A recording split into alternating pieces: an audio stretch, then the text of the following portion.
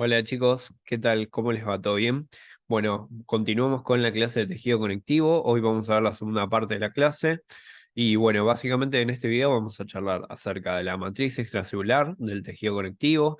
Vamos a ver cómo está compuesta esta matriz. Vamos a charlar acerca de las fibras, acerca de la sustancia amorfa. Y bueno, también vamos a ver acerca de cómo vamos a clasificar este tejido conectivo. Que vamos a ir viendo que hay variaciones en cuanto a los libros. Así que bueno, empecemos. La matriz extracelular la vamos a definir como una red estructural compleja que se va a encargar de rodear a las células del tejido conectivo. Ya vimos en la primera parte de que el tejido conectivo iba a tener una alta cantidad de matriz extracelular acompañando a las células, ¿sí?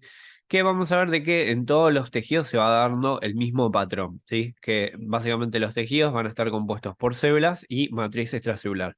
Ahora bien, en el tejido conectivo vamos a ver de que esta matriz extracelular va a tener un rol muy importante para poder llevar a cabo sus acciones, ¿sí?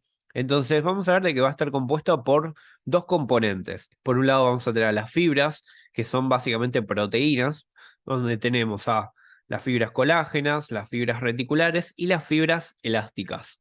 ¿Sí? Vamos a ver de que estas tres van a estar siempre presentes. Ahora bien, va a haber algunos tejidos conectivos que van a tener mayor preponderancia o mayor desarrollo de alguna de estas fibras, ¿sí? Algunos tejidos se caracterizan por tener alguna de estas tres en particular con mucha mayor abundancia que el resto, ¿sí? Entonces vamos a ver de que lógicamente va a ser uno de los parámetros para poder clasificar a los tejidos conectivos. De que también por otro lado vamos a ver de que va a estar compuesta por lo que es la sustancia fundamental, también conocida como sustancia amorfa. Esta sustancia fundamental va a tener distintos componentes, tanto inorgánicos como orgánicos, ¿sí? Otra forma de clasificarla, la matriz extracelular, es según los componentes orgánicos e inorgánicos. Los inorgánicos van a ser básicamente agua y iones. Y después los orgánicos van a ser todos aquellos que tengan justamente átomos de carbono, que van a ser básicamente los que tengan proteínas, como las fibras, y también aquellos que tengan hidratos de carbono, como pueden ser, por ejemplo, los GAGs, que vamos a ver en un ratito. Entonces, vulgarmente vamos a decir que la matriz extracelular va a ser como la gelatina. ¿Sí? A mí me gusta dar este ejemplo de la gelatina. ¿La gelatina qué es? Bueno, básicamente el polvito ese que usamos para hacer la gelatina es colágeno, ¿sí? Son fibras de colágeno, que nosotros le agregamos agua, al igual que tiene la matriz extracelular, y que formamos una gelatina. Entonces vamos a ver que la matriz extracelular va a ser el medio ideal para poder llevar a cabo todas las funciones que vimos en la clase pasada, ¿sí? En el video anterior hablamos de que el tejido conectivo se iba a encargar de brindar sostén, de conectar al resto de los tejidos, de que iba a formar cápsulas, de que iba a formar redes que iban a sostener a los distintos órganos formando el estroma. Vimos de que iba a permitir la nutrición al resto de los tejidos, le iba a dar, por ejemplo, iba a ser el medio ideal justamente para producir la difusión de los nutrientes hacia el tejido epitelial. Todo eso que tuvimos charlando, básicamente va a poder llevarse a cabo gracias a la presencia de esta matriz extracelular que va a estar en gran cantidad y que va a ser clave para la función de los otros tejidos, ¿sí? Entonces está bueno pensarlo esto como la gelatina, porque vamos a ver de que básicamente va a estar compuesta por agua, mucha cantidad de agua, y distintas estructuras proteicas y no proteicas también, que van a ser claves para poder llevar a cabo todas esas funciones. Entonces, de alguna manera va a formar como la gelatina, en la cual van a estar ahí flotando las células, y estas células se van a poder mover gracias a esa gelatina. También le van a brindar el soporte, porque no es que van a ser simplemente todo acuoso, sino que le va a dar mucho soporte a los tejidos y le van a dar el sostén, ¿sí? Entonces vamos a entrar ahora sí en detalle con cada uno de estos elementos que van a estar conformando esta matriz. Bien, vamos a arrancar primero con las fibras, que sé que por ahí es lo más complicado de entender. Las fibras vamos a tener tres tipos: las colágenas, las elásticas y las reticulares. Entonces vamos a ver de que las fibras van a tener sus características y van a tener como cierta composición, cierta ubicación y cierta manera de teñirlas, o sea, de verlas en los preparados.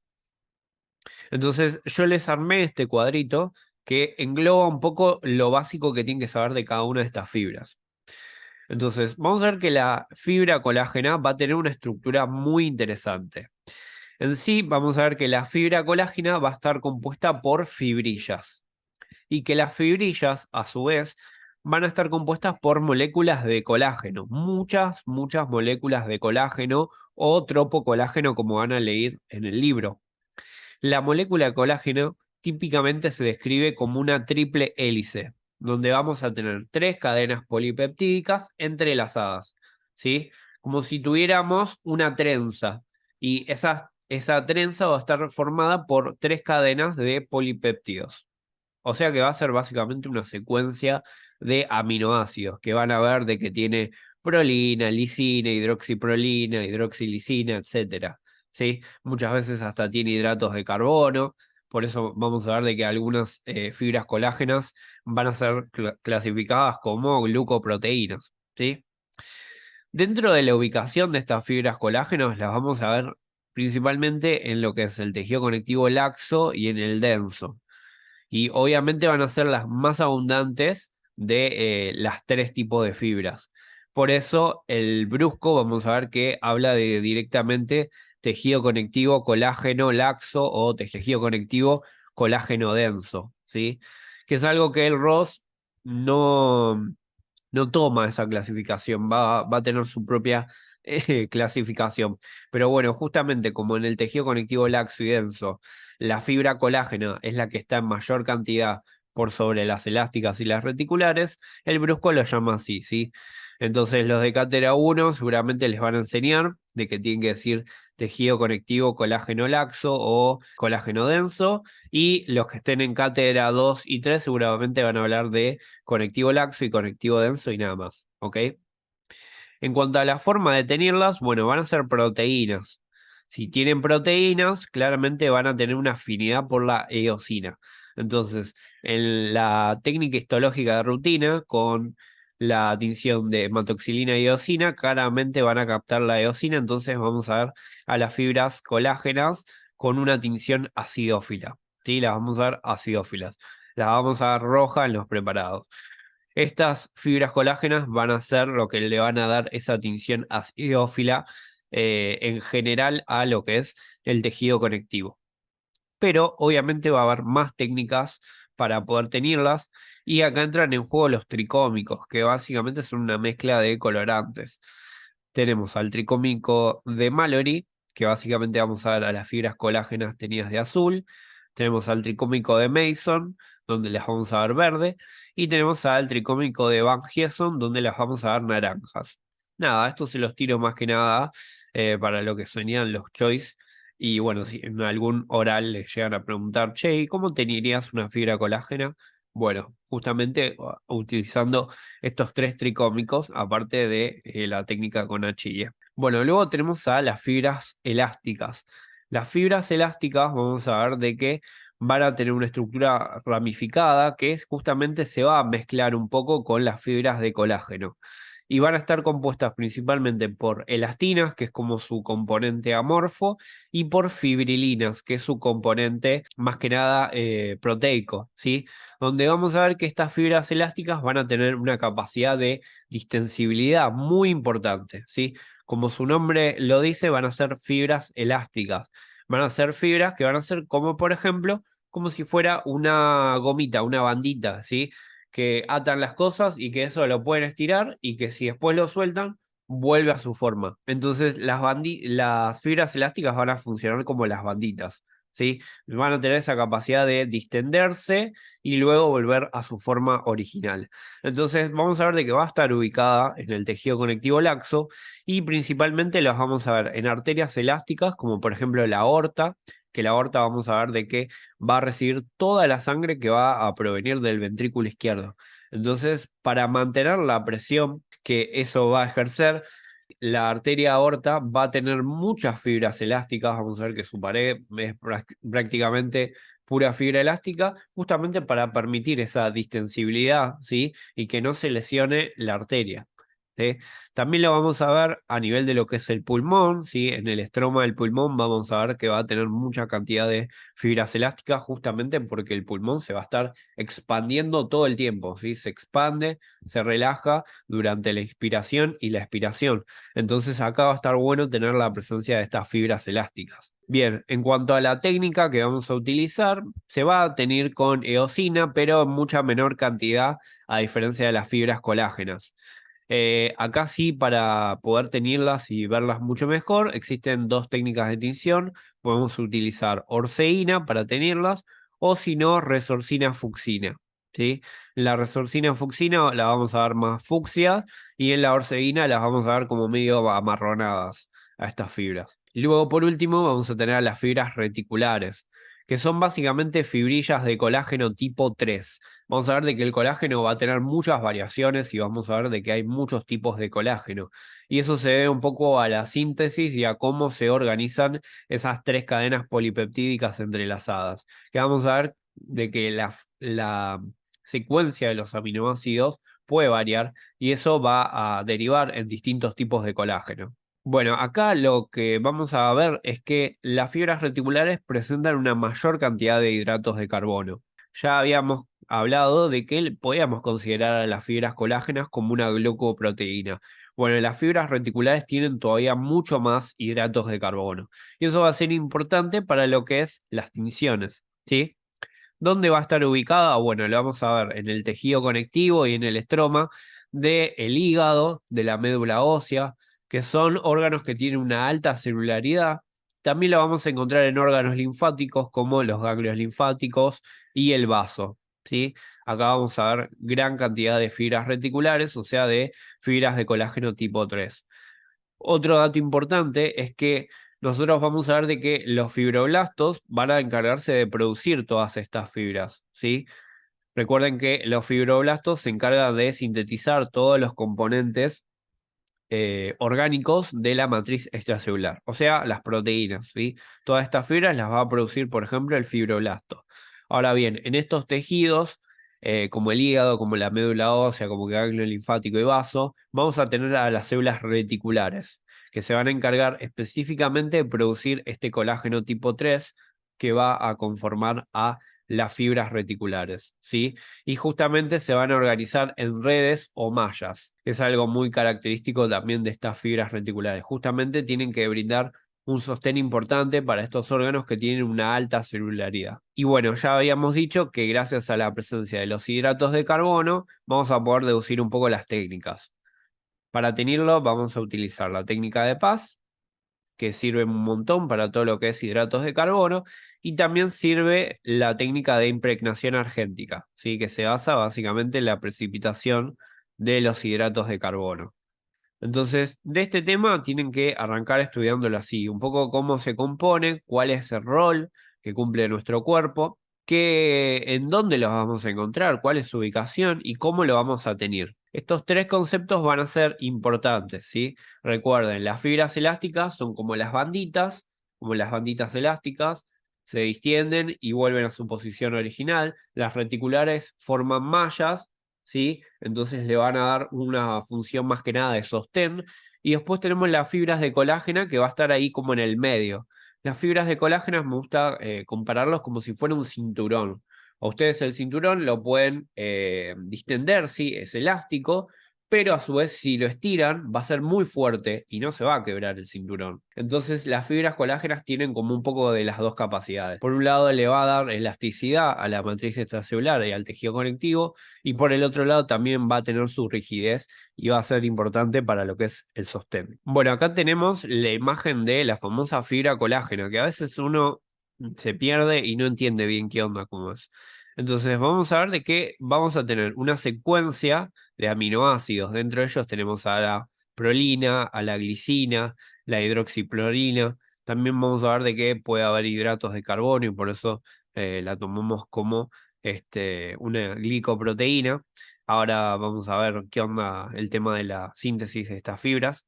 Entonces vamos a ver de que estas secuencias de aminoácidos van a estar formando parte de las cadenas polipeptídicas, ¿sí? ya habíamos visto de que estas cadenas polipeptídicas iban a ser 3 cadenas entrelazadas. Fíjense que tienen como esta forma de trenza, ¿sí? Donde se enrollan estas cadenas que vamos a conocer con el nombre de cadenas alfas, ¿sí? Entonces hablamos de una triple hélice, justamente porque tenemos a las 3 cadenas alfa entrelazadas entre sí. Estas van a conformar a nuestra molécula de colágeno, también conocida como tropocolágeno. Estas moléculas de colágeno, vamos a ver de que van a ensamblarse, van a ubicarse de una manera específica, que esto se da más que nada en lo que es el medio extracelular, y que va a explicar también un poco el fenómeno de, bueno, cómo hace el fibroblasto para producir una proteína que es gigante y que es mucho más grande que la misma célula, ¿sí? Bueno, ahora vamos a ver de que tiene una porción de su síntesis donde va a ser dentro de la célula y otra que va a ser por fuera de la célula. Entonces las moléculas de colágeno se van a organizar de una manera bastante particular. Vamos a ver de que va a generar como unas estriaciones que se pueden ver en todo lo que es microscopía electrónica, acá no nos interesa tanto, y que esas moléculas de colágeno van a formar a las fibrillas de colágeno. Y las fibrillas de colágeno en su conjunto terminan de formar la fibra de colágeno, ¿sí? Entonces tenemos la cadena de aminoácidos, forma parte de una cadena polipeptídica. La triple cadena, ¿sí?, de polipéptidos entrelazados es lo que va a formar parte de la molécula de colágeno, ¿sí? Las 3 cadenas alfa entrelazadas forman una triple hélice que forma parte de la molécula de colágeno o tropocolágeno. La molécula de colágeno en su conjunto forma a la fibrilla de colágeno. Y después tenemos a las fibrillas de colágeno que forman a la fibra de colágeno. Yo un poco me lo imagino como si fuera, bueno, un paquete de fideos, que sería todo lo que es la fibra. El paquete de fideos sería la fibra completa, ¿no? Y si sacamos un par de fideos, eso va a ser la fibrilla. Y que cada fideo por separado va a ser la molécula de colágeno, ¿sí? Y a su vez esa molécula de colágeno o ese fideo individual, vamos a ver de que va a estar compuesto por esa triple hélice, ¿sí? Yo me la imagino así, con un ejemplo típico como para, bueno, poder más o menos ubicarnos, ¿sí? Que no sea tampoco tan tenso. Entonces vamos a ir viendo que la secuencia de aminoácidos va a variar, no va a ser siempre la misma. Y esa variación va a ser de que haya muchos tipos de colágeno. Hay como 30 y pico tipos de colágeno y la verdad que no me interesa que sepan cada uno de ellos. Los que sí quiero que sepan y que sí quiero que estudien son los primeros 4, ¿sí? Vamos a tener el colágeno tipo 1, tipo 2, tipo 3 y tipo 4. Y de acá quiero que sepan en dónde los vamos a encontrar porque después vamos a empezar a ver distintos distintos tejidos conectivos especializados que van a tener algún tipo de colágeno en particular. Por ejemplo, el colágeno tipo 1 va a estar presente en el tejido conectivo de lo que son la piel, los huesos, los tendones y los ligamentos, ¿sí? Este colágeno tipo 1 va a tener un rol más bien de sostén, ¿sí? De soportar presiones. Entonces va a ser rico en todo lo que es piel, huesos, tendones y ligamentos. Entonces vamos a ver de que el colágeno tipo 1 va a ser el que está en mayor cantidad dentro de nuestro cuerpo. Y obviamente fue el primero que se descubrió, por eso se le puso colágeno tipo 1. Y a medida que se fue descubriendo los distintos tipos de colágeno, le fueron poniendo nombre. Entonces, colágeno tipo 1 encontramos más que nada en lo que es la piel, los huesos, tendones, los ligamentos. Piensen que la piel está por todos lados, es el órgano más grande de nuestro cuerpo. Entonces, también tiene sentido que el colágeno tipo 1 es el que esté en mayor cantidad, ¿sí? Después vamos a tener al tipo 2, ¿sí? Al colágeno tipo 2, que este lo vamos a encontrar en el tejido cartilaginoso, ¿sí? Formando la matriz extracelular o matriz cartilaginosa de estos tejidos, vamos a tener el colágeno tipo 2, principalmente en lo que es el cartílago hialino y en el cartílago elástico.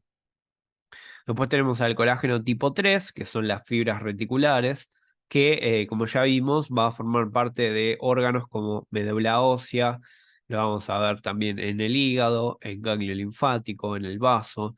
También se lo puede ver en vasos sanguíneos y en el músculo liso, ¿sí? Acá ya es menos frecuente. Y bueno, recuerden que las fibras reticulares van a estar formando mallas, ¿sí? Entonces va a ser importante para lo que es el estroma de esos órganos, ¿sí? Y por último tenemos al colágeno tipo 4 que va a estar presente en la membrana basal. Este ya lo vimos un poco en lo que es la clase de tejido epitelial, ¿sí? Donde charlamos acerca de la membrana basal y vimos que el colágeno tipo 4 iba a estar ahí en gran abundancia y va a ser importante para el anclaje entre el epitelio y el tejido conectivo subyacente. Bien, este es el tema que más odian todos y les doy la razón, ¿sí? Es una paja. La verdad, síntesis de fibras colágenas es una paja. ¿Es tomable? Sí. ¿Es muy tomado? No. La realidad es que hay muchos temas importantes que tienen que saber antes que fibras colágenas, ¿sí? Antes que la síntesis, perdón, de las fibras colágenas. Entonces, si están muy en cero y todavía tienen temas muy importantes, sobre todo en la segunda parte de la materia, todo lo que sea órganos y preparados, que no saben nada, bueno, prioricen eso, ¿sí? Ahora, si están bien parados con el estudio, si vienen llevando la materia al día y lo quieren leer, léanlo, ¿sí? La verdad que son pocos los ayudantes que toman síntesis de fibras colágenas. Por ahí lo pregunta más a algún JTP, alguien que tenga más años en la materia, que le interese el tema y que le guste tomar esto. Pero que si no, la verdad que no es tomado. Ni siquiera lo estuve viendo en los últimos choice. Nada, en los choice es raro que pregunten algo de esto. Pero bueno, básicamente tienen que saber un poco acerca de cómo es el paso a paso de la síntesis de las fibras. Sepan de que una parte de la síntesis va a ser dentro de la célula, o sea, va a tener fenómenos intracelulares y después vamos a tener fenómenos extracelulares por fuera de la célula. Entonces, básicamente lo que tienen que saber es que primero se va a formar el ARN mensajero en el núcleo, o sea, se va a producir el fenómeno de la transcripción, donde a partir del ADN se forma el molde de ARN mensajero. Después ese ARN mensajero va a ser importante porque se lo va a traducir, esa traducción se va a dar a nivel de lo que son los ribosomas asociados al retículo endoplasmático rugoso, que es lo que ven acá, todos estos ribosomas que van a empezar a sintetizar las procadenas alfa, que luego van a sufrir algunas modificaciones en lo que serían sus aminoácidos. Por eso hay un paso importante que es la hidroxilación de los residuos de prolina y lisina, ¿sí? Que va a tener como cofactor a la vitamina C. La vitamina C va a ser muy importante para producir ese efecto de hidroxilación. Entonces vamos a ver de que ante un déficit de la vitamina C, como lo es el escorbuto, va a haber claramente afectaciones de lo que es las fibras colágenas y obviamente el tejido conectivo. Después se va a dar la glicosilación de los residuos de algunos aminoácidos, o sea que básicamente se va a poner hidratos de carbono en esa secuencia de aminoácidos. Se va a formar las moléculas del procolágeno y acá sí se empieza a formar la famosa triple hélice y se lo enrolla de una manera específica. Además de enrollarlo de una manera específica, como la vemos acá, fíjense que tienen como las secuencias separadas y acá se empiezan a formar la triple hélice. Además de eso, se va a formar eh, puentes de hidrógeno y puentes disulfuro que lo que hacen es fortalecer las uniones entre las tres cadenas alfa y se une una proteína chaperona, que es esta que le dicen acá, HSP47, que lo que hace es impedir de que se termine de formar y ensamblar la molécula de procolágeno dentro de lo que sería la célula, ¿sí? Entonces luego lo que pasa es que esa molécula de procolágeno básicamente se va a unir, va a pasar, digo, al aparato de Golgi. En el aparato de Golgi se va a rodear a partir de una vesícula de secreción y luego va a ir hacia una región específica de la membrana plasmática del fibroblasto, que se la conoce como bahía. Bueno, ahí lo que vamos a ver es que se produce la exocitosis de las moléculas de procolágeno a nivel de la bahía del fibroblasto. Vamos a ver de que se va a producir la escisión de estos dominios C terminales y N terminales que era lo que impedía de que se terminara de ensamblar dentro de la célula. Entonces es como que se corta los extremos y se permite de que las moléculas de ese procolágeno se terminen de ensamblar. Entonces se van a empezar a juntar todas esas moléculas de procolágeno que se formaron para empezar a formar las fibrillas de colágeno, y luego se terminan de juntar las fibrillas de colágeno, todo afuera, ¿sí? Todo afuera en la matriz extracelular. Sale por exocitosis de la matriz extracelular, y en la matriz extracelular es donde se cortan los extremos y se empiezan a ensamblar las moléculas de colágeno para formar las fibrillas de colágeno. Nada, eso sería la idea, básicamente. ¿Sí? Sépanlo así a grandes rasgos. Recuerden priorizar los temas que son más importantes, y déjenlo para más adelante cuando estén mucho mejor preparados y sepan que por lo menos los temas grandes ya los tienen estudiados, ¿sí? Y después ahí recién empiezan a hilar un poco más fino y entrar más en detalle con esto. Así que bueno, nada, les dejo así como a modo general este tema de la síntesis de las fibras colágenas.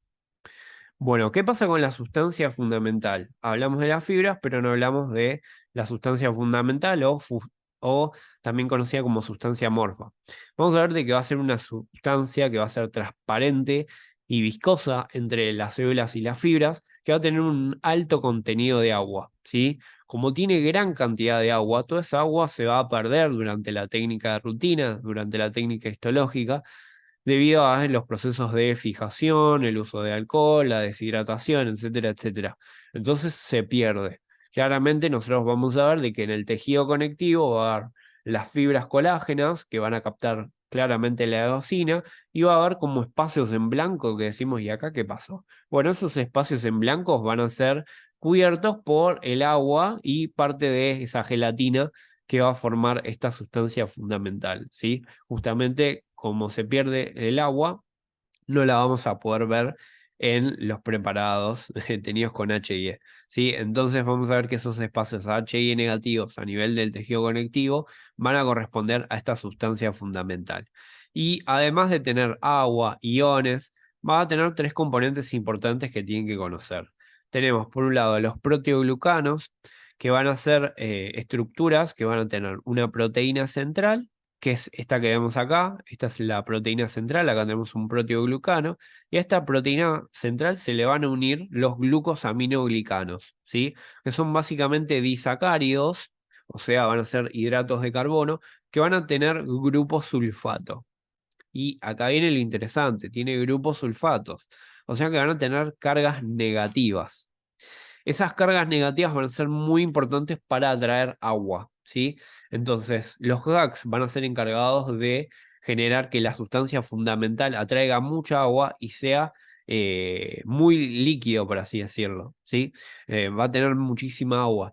Y es tan importante el hecho de que tenga agua, va a ser el medio específico, el medio ideal, como para producir la difusión de los nutrientes, ¿sí? De que a nivel de los vasos el oxígeno, por ejemplo, difunda desde el tejido conectivo hacia el tejido epitelial, ¿sí? Por eso es tan importante la presencia de los GAGs dentro de esta sustancia fundamental, justamente como para generar esa gelatina y que sea el medio ideal para la difusión de los nutrientes. También obviamente va a ser muy importante para las células de nuestro sistema inmune. Tiene que salir de los vasos sanguíneos, y justamente este medio viscoso, medio gelatinoso va a ser ideal para que se puedan mover a lo largo del tejido conectivo, y que justamente sea el sitio de batalla frente a los distintos patógenos que pueden llegar a entrar en ese tejido, ¿sí? El claro ejemplo de los glucosaminoglicanos van a leer varios, pero el más conocido es el ácido hialurónico. ¿Sí? El ácido hialurónico es muy utilizado en todo lo que es cosmetología, dermatología, justamente por estas propiedades de tener muchas cargas negativas, de ser un glucosaminoglicano y de atraer agua, ¿sí? De esa manera se previenen las arrugas y demás. Luego tenemos a las glucoproteínas adhesivas, como la laminina y la fibronectina, que estas glucoproteínas adhesivas justamente van a ser glucoproteínas, o sea, van a tener aminoácidos e hidratos de carbono, que lo que van a hacer es participar de lo que es la función de sostén y sobre todo de anclaje. Vamos a ver que la laminina, capaz que la recuerdan de la clase pasada, formaba parte de la membrana basal. Entonces va a ser muy importante justamente para adherir, ¿sí? Justamente adhesiva, como si fuera una especie de cinta scotch, que va a pegar y unir a el tejido epitelial con el tejido conectivo. Bueno, entonces vamos con el tema de las clasificaciones. Primero veamos la de Ross y después veamos la del Brusco. Seguramente la de Ross va a ser la clasificación que van a utilizar en cátedra 2 y en cátedra 3 de la UBA. Y en el Brusco seguramente es la que usen en cátedra 1 de la UBA, ¿sí?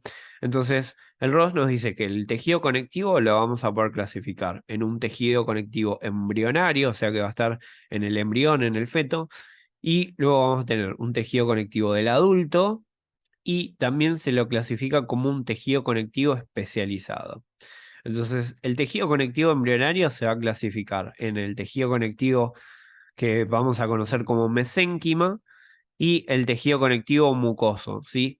El mesénquima va a formar parte de distintos estadios del desarrollo embrionario y fetal, ¿sí? Nada, no me voy a meter con esto porque es más de embrio. Y el tejido conectivo mucoso es el que va a estar formando la gelatina de Wharton en lo que es el cordón umbilical. Después tenemos al tejido conectivo del adulto, que lo divide en laxo o denso. Esto se debe debido al grado de compactación de las fibras. En el laxo vamos a ver de que el grado de compactación es escaso, mientras que en el denso el grado de compactación de las fibras va a ser mayor. Y este a su vez se puede subdividir en modelado o no modelado. Y eso se debe debido a si las fibras están desorganizadas o no. Y dentro de lo que es el tejido conectivo especializado, va a agrupar a todos aquellos tejidos conectivos que tengan alguna característica, ya sea especial en cuanto a sus células y a su matriz extracelular. Por ejemplo, vamos a ver acá al tejido adiposo, al tejido sanguíneo, al hematopoyético, al cartilaginoso, al óseo y al linfático. Vamos a ver de que estos van a tener poblaciones celulares bastante particulares y también vamos a ver de que la matriz extracelular va a ser bastante particular. Por ejemplo, en el tejido sanguíneo la matriz extracelular va a ser líquida y va a formar el plasma. En cambio, en el tejido óseo la matriz ósea, la matriz extracelular del tejido óseo, va a ser una matriz calcificada, ¿sí? Entonces, fíjense en cómo estos tejidos conectivos van a tener como su propia función, van a tener un rol distinto y van a tener cosas especiales por las cuales no van a estar agrupadas dentro de estos tejidos conectivos laxos densos, ¿sí? Obviamente, las funciones que nosotros estuvimos charlando al principio, en la primera clase, en el primer video, van a estar básicamente explicados a partir de el tejido conectivo del adulto, en laxo y denso. Bueno, ya hablamos acerca de la clasificación según el Ross. Ahora veamos la clasificación según el Brusco. ¿Qué nos dice el Brusco? Bueno, acá el Brusco lo que nos dice básicamente es que hay dos tipos de tejidos conectivos. Por un lado tenemos el tejido conectivo no especializado y por el otro lado tenemos el tejido conectivo especializado. Dentro del tejido conectivo no especializado, básicamente la pregunta que se hace de Brusco es, bueno, ¿qué va a predominar? ¿Las fibras o va a predominar lo que es la sustancia fundamental? Y segundo, ¿qué fibra va a predominar? Entonces, si predomina la sustancia fundamental por sobre las fibras, vamos a hablar de un tejido conectivo mucoso. Después nos dice, bueno, si predominan las fibras, ¿cuál de ellas predomina? Bueno, si predominan las fibras elásticas, vamos a hablar de un tejido conectivo elástico. Si predominan las fibras reticulares, vamos a hablar de un tejido conectivo reticular. Y si predominan las fibras colágenas, nos va a hablar de un tejido conectivo colágeno. Y a su vez, dentro del colágeno, vamos a ver de qué puede ser laxo o denso. Lo mismo, según el grado de empaquetamiento de las fibras. Si está poco empaquetado, ¿sí? Vamos a hablar de un tejido colágeno laxo. Y si el grado de compactación es mayor, vamos a hablar de un colágeno denso. Y a su vez el denso se puede clasificar en modelado o no modelado según si están ordenadas, ¿sí?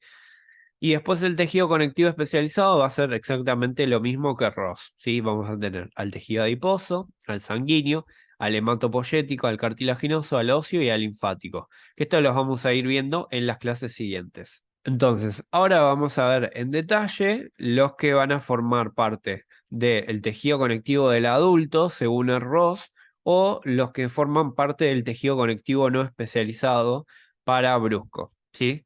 Vamos a entrar en detalle con estos.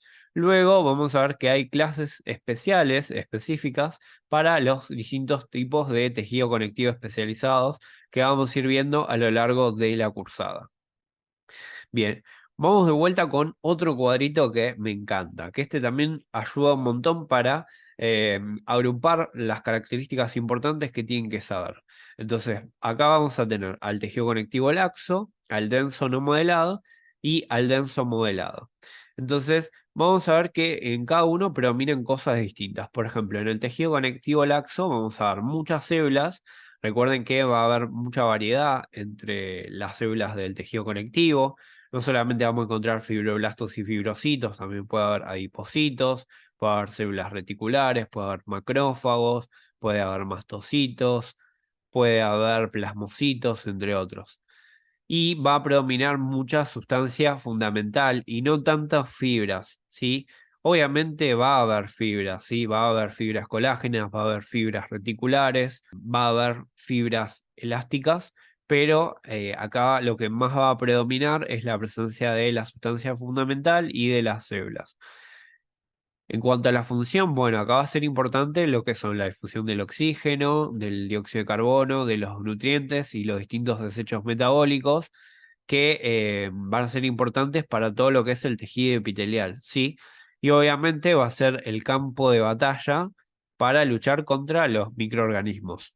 Entonces acá vamos a ver de qué se va a dar ese fenómeno de extravasación de los leucocitos, como por ejemplo de los neutrófilos, que van a salir de los vasos sanguíneos, salen del tejido sanguíneo hacia el tejido conectivo. Lo mismo con los monocitos que se transforman y se diferencian en macrófagos y van a participar de la lucha, ¿sí? Van a participar justamente de la respuesta inmune ahí, en el tejido conectivo laxo. La ubicación, bueno, clásicamente va a ser ubicado por debajo de los epitelios, ¿sí? Tanto epitelios de revestimiento como epitelio glandular, ¿sí? Entonces vamos a ver que por debajo del epitelio de revestimiento y glandular solemos encontrar la presencia de tejido conectivo laxo. Bien, luego tenemos al tejido conectivo denso no modelado. Acá vamos a ver claramente un predominio de las fibras, va a haber un gran número de fibras compactadas que en este caso van a estar desorganizadas. Y esto va a ser básicamente para darle solidez para resistir lo que es el estiramiento y la distensión de los tejidos, ¿sí? Obviamente el tejido conectivo denso no modelado va a ser para darle sostén al órgano y también darle como cierto poder de resistencia frente a distintas fricciones y estiramientos que puede sufrir en ese tipo de órganos. Por ejemplo, la capa reticular o profunda de la dermis, ¿sí? De la piel, vamos a ver de que va a tener tejido conectivo denso no modelado. Y también la vamos a encontrar en la submucosa de órganos huecos, como puede ser, por ejemplo, el esófago, el estómago, ¿sí? Todos los órganos huecos, ¿sí? Como la tráquea también, van a tener en su submucosa la presencia de tejido conectivo denso no modelado, ¿sí? Esto es para darle mayor solidez a las paredes del órgano. Y luego vamos a tener al tejido conectivo denso modelado, donde va a haber una gran abundancia de fibras y estas fibras van a estar organizadas, ¿sí? Vamos a ver de que la organización de las fibras va a ser importante porque va a participar de la función estrictamente del tejido conectivo según dónde se ubique, ¿sí? Y acá la idea es ofrecer la mayor resistencia posible. Vamos a ver de que la organización de las fibras va a generar un gasto de energía muy importante para esos tejidos y esas células. Entonces, no va a ser al pedo, ¿sí? La idea es que justamente tenga una razón de ser esa organización de las fibras. Entonces, la vamos a ver, por ejemplo, a nivel de los tendones, de los ligamentos, de la aponeurosis y de las córneas. Bueno, veamos un par de imágenes ahora. Vamos a tratar de aplicar todo esto que estuvimos charlando, ¿sí? La idea es que vean esta imagen y vamos a ver que tenemos dos tipos de tejidos conectivos, ¿sí? Fíjense que acá vemos un tejido que ya vieron ustedes que corresponde al tejido epitelial, ¿sí? Todo esto corresponde al tejido epitelial.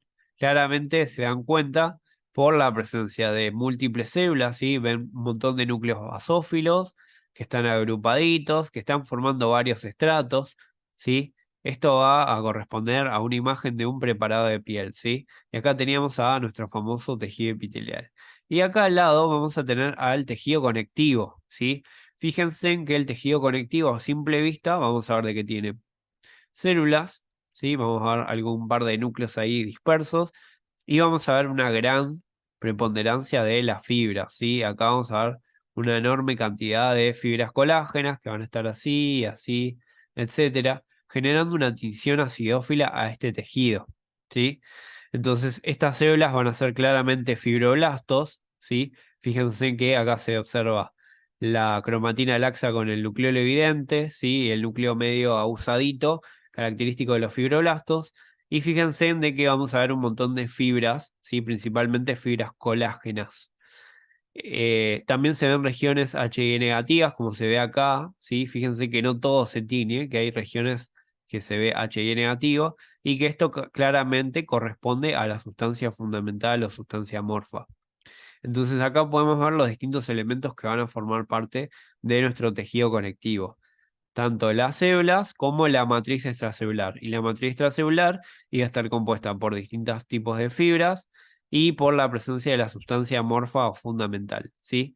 Claramente la sustancia amorfa no la vamos a poder tener porque era básicamente agua, entonces se perdía con la técnica de rutina y íbamos a ver de que las fibras colágenas, al ser básicamente proteínas, y ser las que están en mayor cantidad, piensen que este preparado está tenido con HIE, ¿sí? Entonces con la eosina se va a captar las fibras, ¿sí? Que son básicamente proteínas.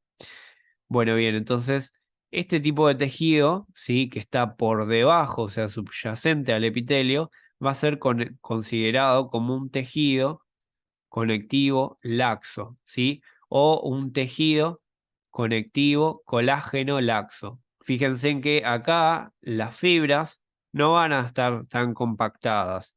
Fíjense en la tinción de las fibras, que yo siempre digo, es como si ustedes pintaran con una microfibra. Y fíjense la diferencia con respecto a este otro tejido, ¿sí? Que también es un tejido conectivo, pero acá ya hablamos de un tejido conectivo denso. Fíjense en cómo se compactan las fibras de colágeno acá.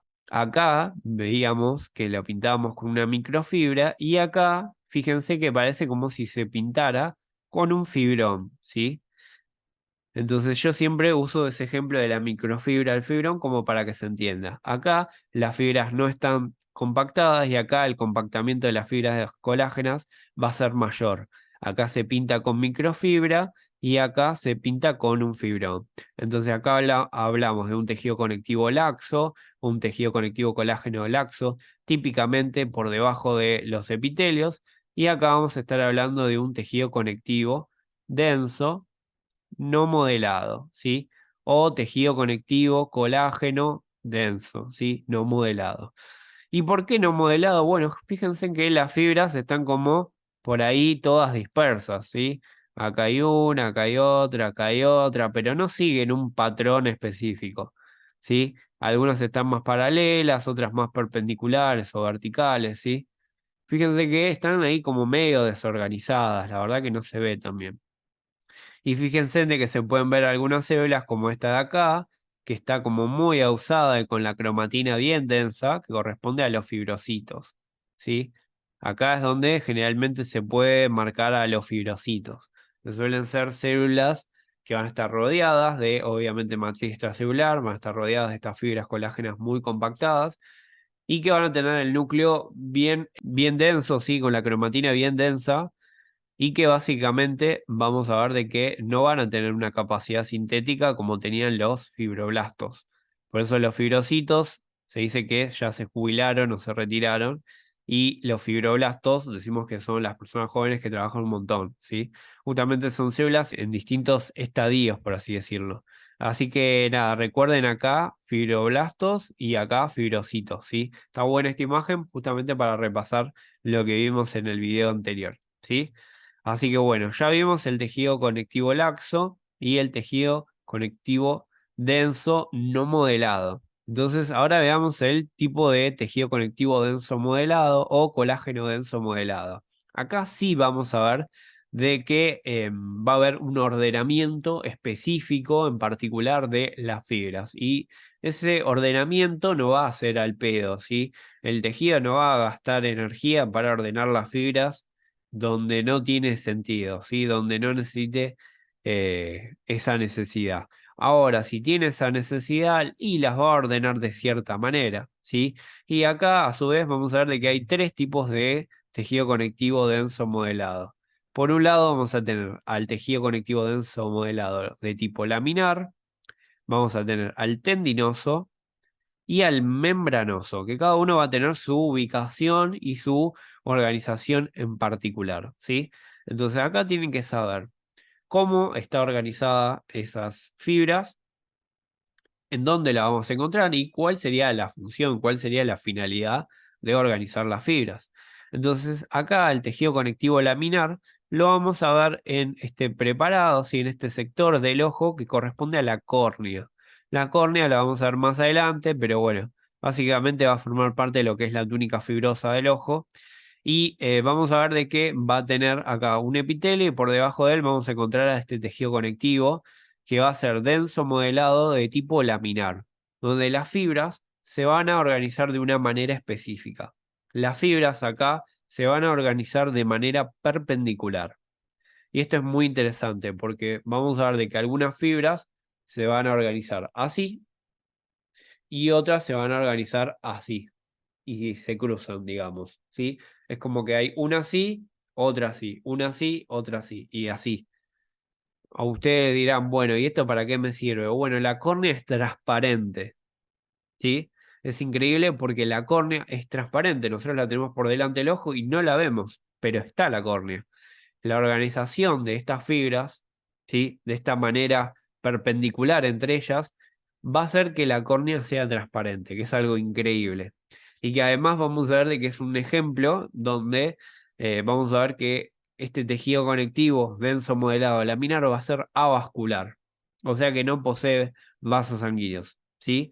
Fíjense cómo un poco se cagan todas las reglas que estuvimos charlando antes, ¿sí? Ojo, es un gran preparado porque justamente se caga en todo lo que veníamos charlando en las clases previas. Entonces, estas fibras se organizan de manera perpendicular entre sí.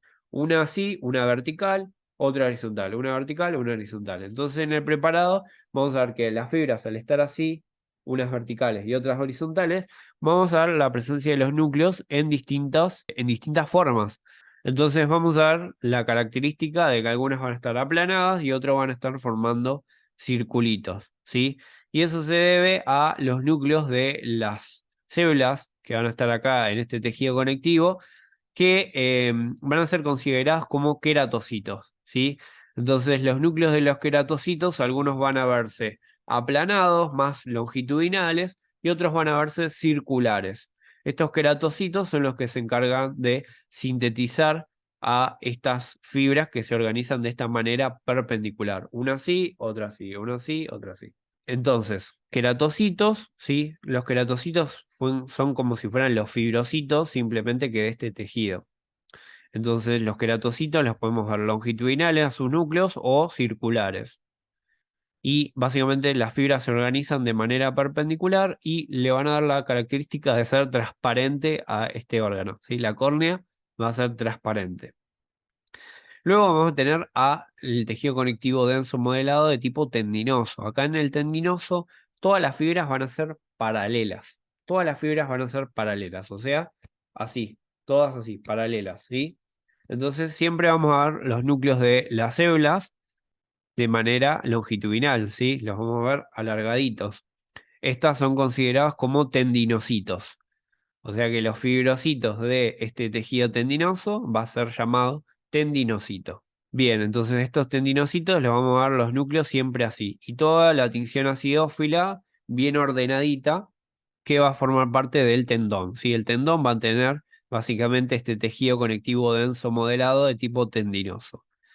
Y básicamente el ordenamiento de esas fibras de forma paralela es lo que le va a dar esta capacidad de unir el músculo al hueso, ¿sí? Y va a soportar claramente mucha fuerza, mucha fricción y estiramiento, y por eso el ordenamiento de las fibras en ese sentido paralelo, ¿sí? Justamente esa forma de organizarse es lo que le va a dar la función de poder soportar al estiramiento del músculo y aún así tenerlo unido al hueso, ¿sí? Esto lo vamos a ver en tendón, ¿sí? Tendón, tendinocitos, fibras paralelas. Y por último tenemos al de tipo membranoso, donde el membranoso vamos a ver de que va a estar como formando redes, ¿sí? Las fibras se van a organizar formando redes, por eso las fibras y los núcleos de estas células están como medio mezcladitos, ¿sí? Pareciera que no es modelado, pero en realidad es modelado, ¿sí? Su forma de organizarse va a ser formando redes, entonces vamos a ver de que este tipo de tejido conectivo denso modelado membranoso lo vamos a ver, por ejemplo, formando parte de las aponeurosis o de las fascias, ¿sí? Que van a estar recubriendo a los músculos, por ejemplo. Acá la idea es que justamente brinde más que nada sostén y que envuelva a los músculos como representan las fascias, ¿sí? Quizá no tanto estiramiento como veíamos en el tendón, ¿sí? Entonces, nada, sepan estos tres ejemplos de denso modelado, sepan los ejemplos, ¿sí? Córnea, tendón y fascias o aponeurosis, y sepan de acá las células van a tener ese nombre en particular, ¿sí? Queratocitos y acá tendinocitos. Nada, con eso están más que bien. Bueno, acá vemos lo que serían las fibras reticulares. Las fibras reticulares eran glucoproteínas. La verdad que no se podían observar muy bien estas fibras reticulares. Recuerden de que tienen, básicamente, son las fibrillas de colágeno tipo 3 que van a tener muchos hidratos de carbono y eso nos va a permitir evidenciarlos con las técnicas de Paz y impregnación argéntica. En este caso vemos una impregnación argéntica, ¿sí? Y obviamente estas fibras reticulares van a ser producidas por las células reticulares, que son una especie de fibroblásticos, que van a ser una especie de fibroblastos que se van a encargar de sintetizar específicamente a estas fibras reticulares, ¿sí? Acá justamente la imagen les marca como el núcleo de la célula reticular y las otras flechas le están marcando a las fibras reticulares. Recuerden dónde íbamos a ver este tipo de fibras y de tejido conectivo, ¿sí? A nivel de lo que es hígado, médula ósea, vaso y ganglio linfático, ¿sí? Va a formar el estroma de esos órganos. Después tenemos las fibras elásticas o que van a formar parte de este tejido conectivo elástico. Recuerden que las vamos a ver, por ejemplo, en pulmón. Y acá vemos la presencia de un montón de fibras elásticas que están ordenadas de una manera bastante particular. Esto es a nivel de la aorta y acá está tenida con una técnica que es conocida como orceína, ¿sí? Recuerden que acá podíamos utilizar la técnica de orceína o resorcina fucsina. Justamente las fibras elásticas eran como las banditas elásticas, ¿sí? Se distendían y volvían a su forma original. Es importante para el pulmón que se expande y vuelve a su forma original. Y lo mismo para la aorta, que tiene que recibir gran cantidad de sangre y luego se contrae y vuelve, ¿sí? Esto es importante para el pulmón y también a su vez para la aorta. Y por último tenemos al mucoso, que el mucoso vamos a verlo en lo que es el cordón umbilical, formando parte de lo que se conoce como gelatina de Wharton. Acá va a predominar más que nada lo que es la sustancia amorfa o fundamental. Y bueno, sepan de que también el Ross habla de lo que sería el tejido mesenquimático, ¿sí? El brusco es como que toma los dos como lo mismo. Y acá las células que van a estar presentes van a ser las células mesenquimáticas. Nada, este es más de embrio, así que no nos interesa mucho. Lo más importante son todos los otros, ¿sí? Y bueno, luego en las siguientes clases vamos a ir hablando de cada uno de los tipos de tejido conectivo especializados que ya necesitan un video aparte porque son más extensos. Así que bueno, chicos, nada, con esto terminamos la clase. Espero que les haya gustado, que les sirva. Y bueno, cualquier duda, si no se entendió algo, por favor no duden en escribirme al WhatsApp, ¿sí? Así que nada, espero que anden bien, que estén estudiando mucho Y bueno, nada, cualquier cosa nos estamos charlando, ¿sí? Abrazo grande.